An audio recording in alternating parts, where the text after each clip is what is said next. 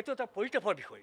শেখৰজ্যোতি গোস্বামীয়ে যদি এই কথা আজি ছ'চিয়েল মিডিয়া বা সংবাদ মাধ্যমত প্ৰকাশ হৈছে, আজি 13 দিন 14 দিন উকলি যোৱাৰ পিছত তেওঁ কিয় মুখত চিলাই লৈ আছিলে, মুখত ব্লেক টেপ মাৰি আছিলে, সেইজন ধুৰন্ধৰ শেখৰজ্যোতি গোস্বামীও কোনো ধোৱা তুলসীৰ পাত নহয়।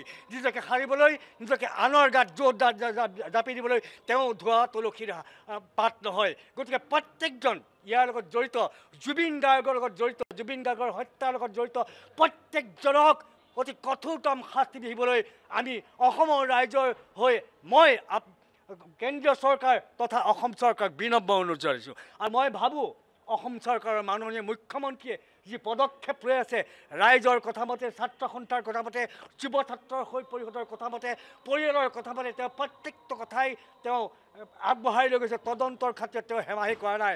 আমি আশাবাদী, হিমন্ত বিশ্ব শৰ্মা ডাঙৰীয়াৰ প্ৰতি আমি আশাবাদী যে জুবিন গাৰ্গৰ হত্যাৰ ন্যায় অসমৰ ৰাইজে পাব, পৰিয়ালে পাব আৰু জুবিন গাৰ্গৰ আত্মাই পাব। এটা অনাকাংক্ষিত মৃত্যুৰ খবৰে গোটেই অসম জোকাৰি গ'ল, অসম স্তব্ধ কৰি গ'ল।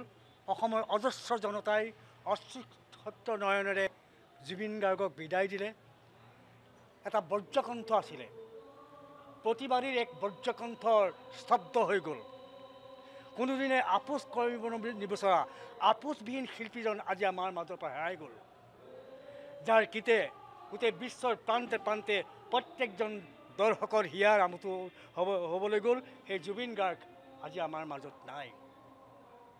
স্পষ্টবাদী আৰু আপোচবিহীন সেই বজ্ৰনিনাদ কণ্ঠৰ, সেই সূৰ্যকণ্ঠ অসম দত্ত জুবিন গাৰ্গৰ মৃত্যুৰ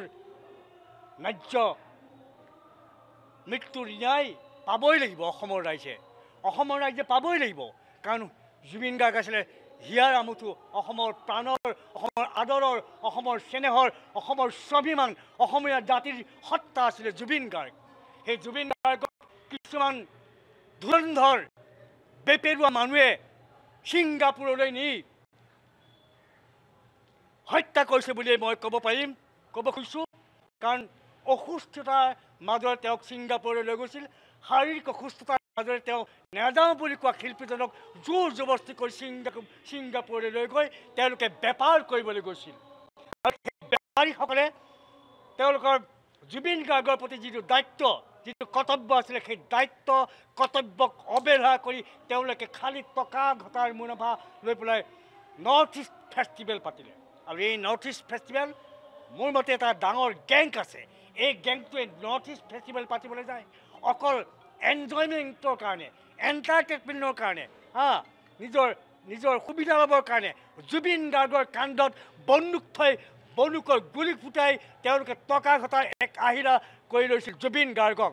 আৰু সেই ধুৰন্ধৰ, সেই অৰ্গেনাইজ নৰ্থ ইষ্ট ফিল্ম ফেষ্টিভেলৰ অৰ্গেনাইজক অতি কঠোৰতমভাৱে শাস্তি বিহিব লাগে। আৰু এই জুবিন গাৰ্গৰ যিজন মেনেজাৰ সিদ্ধাৰ্থ শৰ্মা, লগতে তেখেতৰ শব্দযন্ত্ৰী শেখৰজ্যোতি গোস্বামী, তেওঁলোকেও জুবিন গাৰ্গৰ টকা পইচা আত্মসাৎ কৰিবৰ কাৰণে আজি বহু বছৰ ধৰি তেওঁক, সেই জুবিন গাৰ্গক এটা চিকাৰ হিচাপে লৈছিলে, এটা অস্ত্ৰ হিচাপে লৈ পেলাই তেওঁলোকে টকা ঘটিছিলে। মই এইখিনিতে কওঁ, আপোনালোকৰ মাজেৰে কওঁ, কেন্দ্ৰীয় চৰকাৰক মই এটাই অনুৰোধ কৰিছোঁ, অসমৰ ৰাইজে প্ৰমাণ কৰি দিলে সংগীতক, সংস্কৃতিক কিমান ভাল পায় অসমৰ ৰাইজে প্ৰমাণ কৰিলে। 114খন দেশে অসমৰ ৰাইজক শ্ৰদ্ধাৰে আজি কৰিছে, শ্ৰদ্ধাঞ্জলি জনাইছে। গুগলে আজি জুবিন গাৰ্গৰ সেই মৃত্যুৰ স্থলীখনক জুবিন গাৰ্গ আইচলেণ্ড হিচাপে ঘোষণা কৰিলে। তাৰোপৰি জুবিন গাৰ্গক ঘোষণা কৰিলে এইটো হামিং কিং হিচাপে। ইয়াত কেইজনৰ আৰু খুব ভাগ্যৰ কথা আছে। সেইকাৰণে মই কেন্দ্ৰীয় চৰকাৰক বিনম্ৰ অনুৰোধ জনাইছোঁ, অসমক শ্ৰেষ্ঠ সংগীত অনুৰাগী ৰাজ্য হিচাপে ঘোষণা কৰক। অসমখনক শ্ৰেষ্ঠ সংগীত অনুৰাগী হিচাপে কেন্দ্ৰীয় চৰকাৰে অসমক ঘোষণা কৰক।